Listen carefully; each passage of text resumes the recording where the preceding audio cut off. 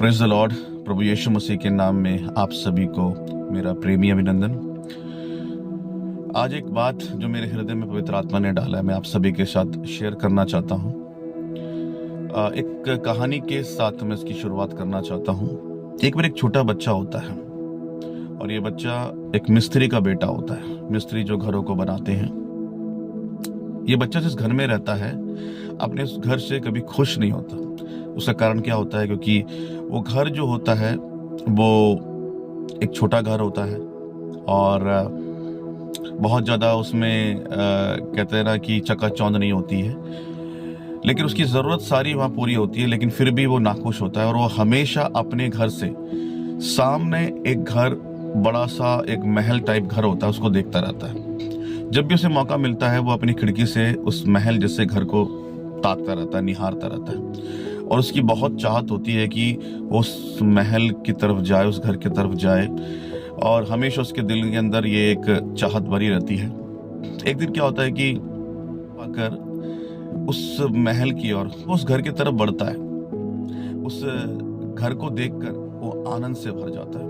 वो घर की चकाचौंध, वो घर की बहुत सुंदर जो रोशनी होती है, घर को बहुत सुंदर पेंटिंग किया होता है, बहुत सुंदर उसकी दीवारें होती हैं, बहुत कलरफुल वो घर होता है।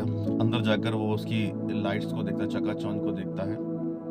जब वो सब ये देख रहा होता है तब उस समय घर का मालिक आ जाता है और उससे पूछता है, आप कौन है? मैं उस सामने वाले घर से आया हूँ, मिस्त्री का बेटा हूँ, और मैं आपके इस घर को बहुत पसंद करता हूँ। मुझे बहुत ये घर अच्छा लगता है, बहुत सुंदर घर है, और इसकी जो कलाकृति है वो मेरे दिल को खींचती है। और मैं आज खींचा चला आया और इसकी चकाचौंध देखकर सच में ये बहुत सुंदर घर है जो आपका घर है। तो कहता है, अच्छा आप सामने वाले घर से आए हो? महल का ओनर कहता है, मैं आपको एक बात बताना चाहता हूँ कि आपके पिता ने ही इस घर को बनाया है। आपके पिता ने ही इस घर को डिजाइन किया है।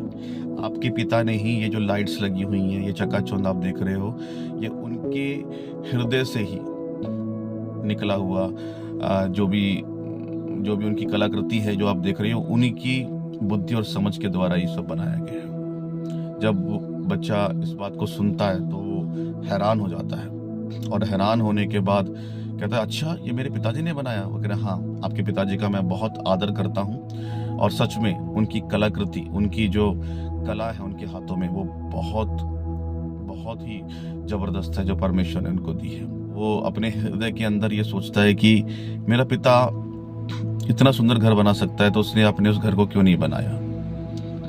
तो वो मालिक जो होता है वो इस बात को उससे एक बात कहता है कि आपका पिता की वजह से ही आज मैं इस घर में रह पा रहा हूँ। मेरे प्रियो, मैं आपको एक बात बताना चाहता हूँ। ये कहानी सुनाने के पीछे मेरा एक मकसद है।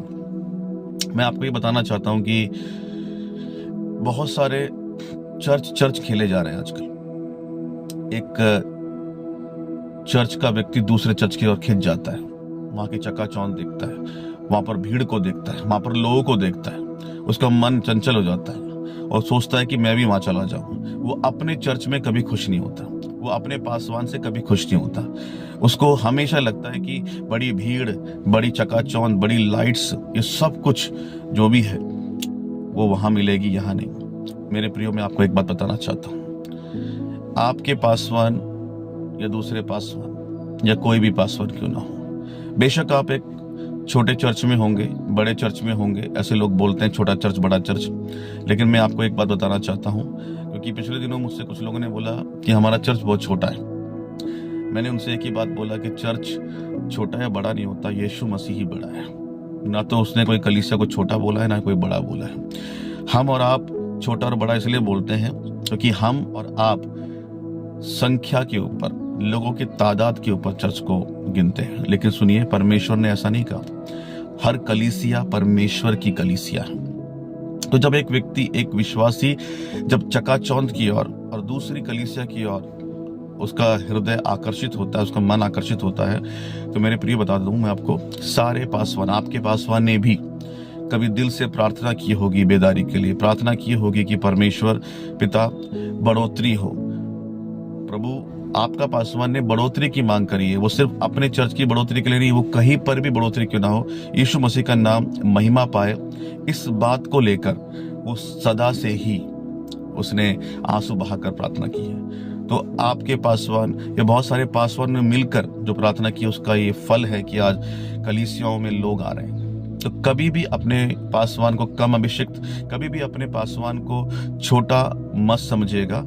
हमेशा एक बात ध्यान रखना है कि आपका चरवाहा प्रभु की ओर से नियुक्त किया गया है। वो आपका चरवाहा है, वो आपकी देखभाल करने के लिए है, वो सदा आपके साथ रहने के लिए है।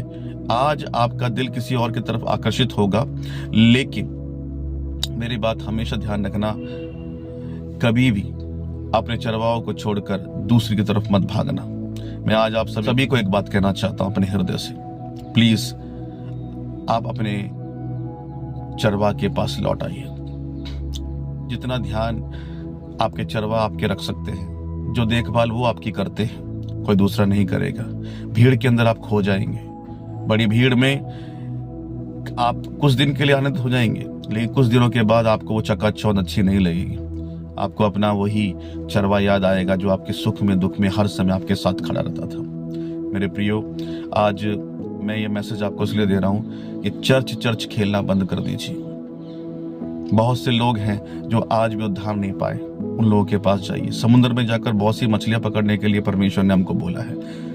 ये दूसरे की एक्वेरियम की जो मछलियां हैं उनको लेकर अपने पाले में डालने से कोई फायदा नहीं है।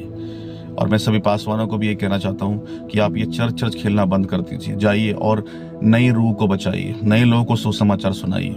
जब कोई किसी के चर्च से आता है तो प्लीज उसको बोले अपने चरवाह के पास जाओ। तो मैं आज आप सभी को यही कहना चाहता हूँ कि आप सभी विश्वासीगण और सभी पासवान प्लीज आप इस बात को समझें, और खासकर विश्वासीगण, अगर आप अपने चर्च को छोड़कर, अपने पासवान को छोड़कर गए तो प्लीज उनके पास वापस लौट जाइए, क्योंकि परमेश्वर हर एक का लेखा लेने वाला खुदा है। हालेलुया। इस मैसेज के द्वारा परमेश्वर आप सभी को आशीष दे, यही मेरी प्रार्थना है। God bless you.